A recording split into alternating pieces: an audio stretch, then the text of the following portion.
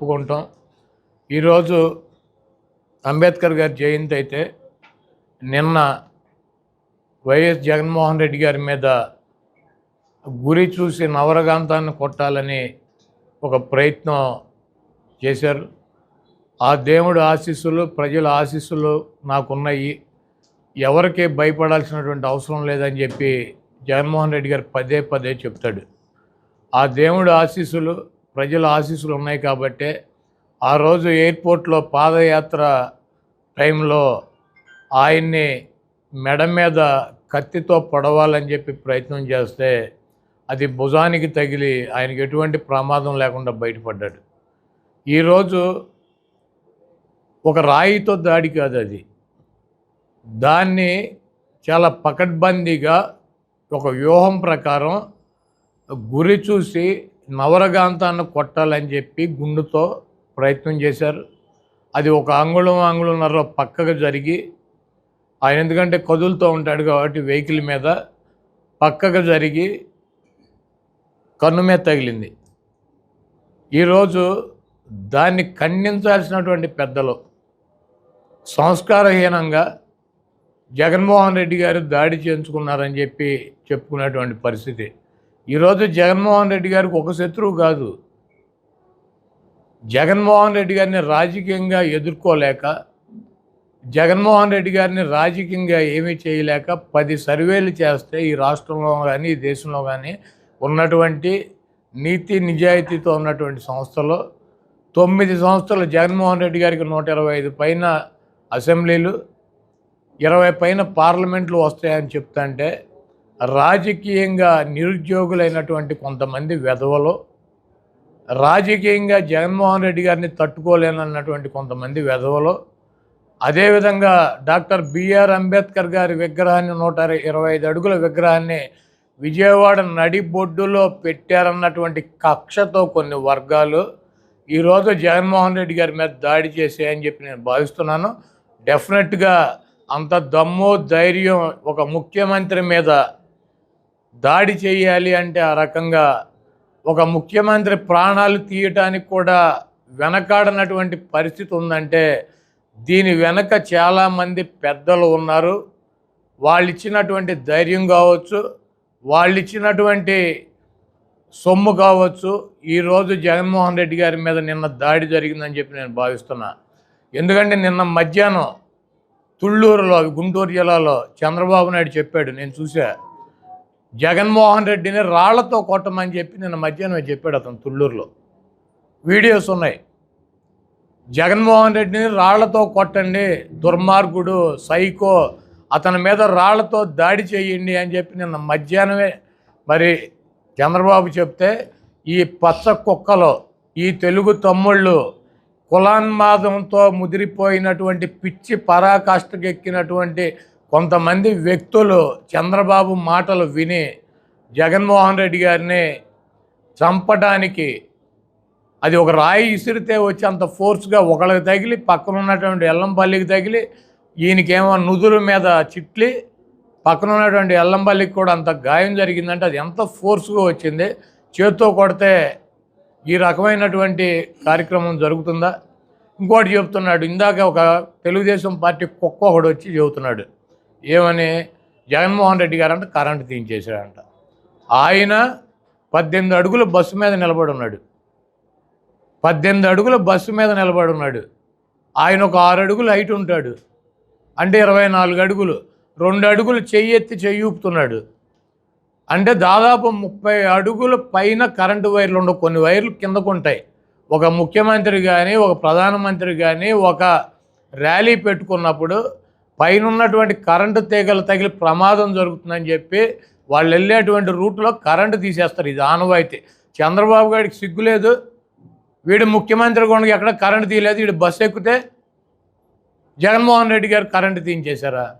పగలు కూడా తీసేస్తారు కరెంటు. ముఖ్యమంత్రి ప్రయాణం చేస్తా అంటే ఒక బస్సు మీద ఎక్కి పైన ఎక్కి చేతులు ఊపుతా నమస్కారాలు పెడతా ప్రయాణం చేస్తే పైన ఉన్నటువంటి కరెంటు తీగలు తగులుతాయేమో, ఎవడొకటి బస్సు మీద ఇంకో 4 నిలబడి ఉంటారు, చేతులు ఎత్తే ఎవడికన్నా షాక్ కొడుతుందని చెప్పి ఇది ఆనవాయితీగా. ప్రైమ్ మినిస్టర్ వెళ్తున్నా కూడా కరెంటు తీసేస్తారు, ముఖ్యమంత్రి వెళ్తున్నా కూడా కరెంటు తీసేస్తారు, పైన వెళ్ళి ఓపెన్ టాపులో తిరుగుతుంటే ఇటువంటి దుర్మార్గపు మాటలు. ఈరోజు చంద్రబాబు ప్రేరణతో జగన్మోహన్ రెడ్డి గారి మీద గత ఎన్నికల ముందు దాడి జరిగింది, ఈ ఎన్నికల ముందు దాడి జరిగింది. జగన్మోహన్ రెడ్డి గారిని రాజకీయంగా ఎదుర్కోలేక ఆయన్ని అంతమొందించాలన్నటువంటి ప్రయత్నం అయితే జరుగుతుంది. ఆయనకి బ్లాక్ క్యాట్ సెక్యూరిటీ ఇవ్వాల్సిందే. పనికి మాలినటువంటి వెధవలకు ఇస్తున్నారు. బ్లాక్ క్యాట్ పనికి మాలినటువంటి వెధవలు 420 గాళ్ళకి ఇస్తున్నారు. వై సెక్యూరిటీ అని చెప్పి బ్లాక్ క్యాట్ అని చెప్పి ఈ చంద్రబాబుకి ఎందుకు, ఈ రోగ్గుకి సావటానికి ఇంకో 2 ఏళ్లకు 4 ఏళ్లకు సిద్ధంగా ఉన్నాడు. ఈ వెధవకి ఎందుకు? ఈరోజు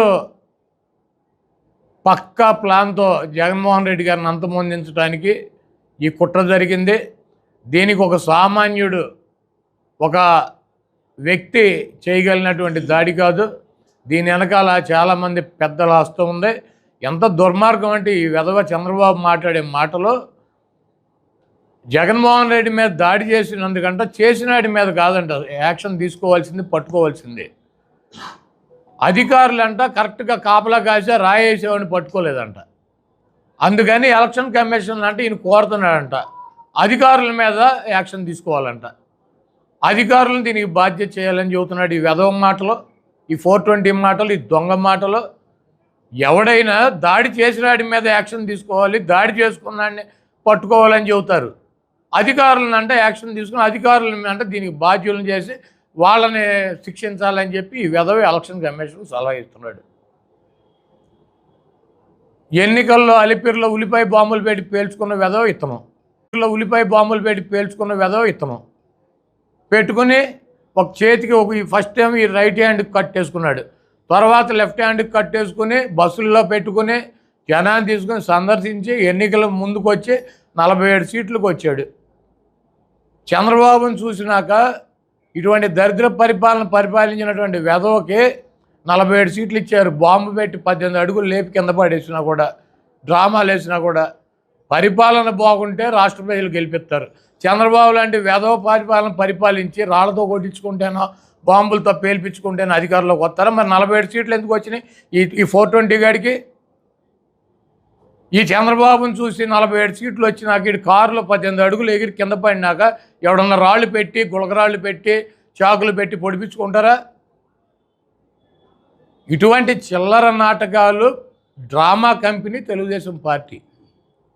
దానికి అధ్యక్షుడు చంద్రబాబు నాయుడు, ఈ డ్రామా కంపెనీకి.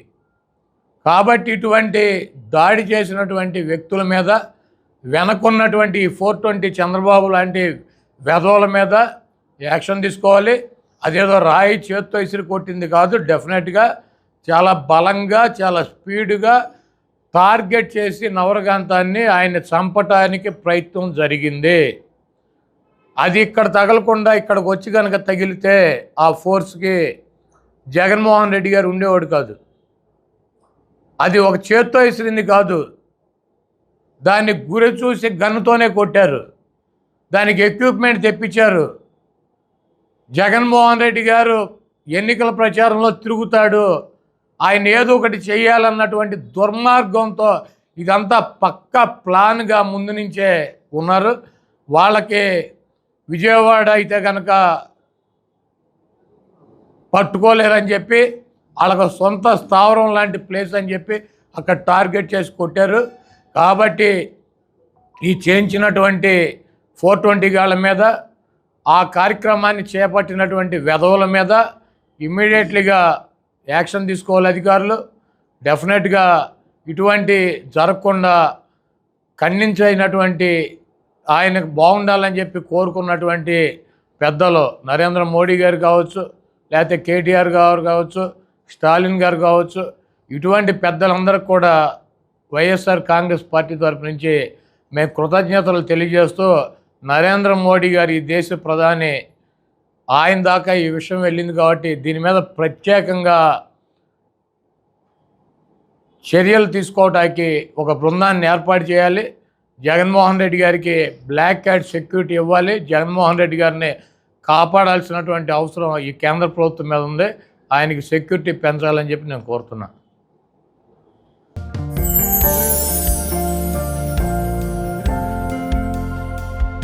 లవ్ ఈ అందమైన 4 అక్షరాల బారిన పడని మనిషి ఉండరు, మనసు ఉండదు. ఈ లవ్ కొంతమంది జీవితానికి సరిపడా మధురమైన అనుభూతులను అందిస్తే, మరికొంతమందికి జీవితాంతం వెంటాడే చేదు జ్ఞాపకాలను మిగిల్స్తుంది. లైలా మజ్ను, పార్వతీ దేవదాస్ ఈ 2 కథల్లో మజ్ను లైలా ప్రేమ కోసం ఎంత పరితపించాడో విన్నాం. దేవదాస్ పార్వతీ ప్రేమ కోసం ఎంత పిచ్చోడయ్యాడో చూసాం. కానీ లైలా మజ్ను ప్రేమ కోసం ఎంత ఆరాటపడిందో మనం ఆలోచించలేదు. దేవదాసు దూరమయ్యాక పార్వతీ పరిస్థితి ఏంటో మనం అర్థం చేసుకోలేదు.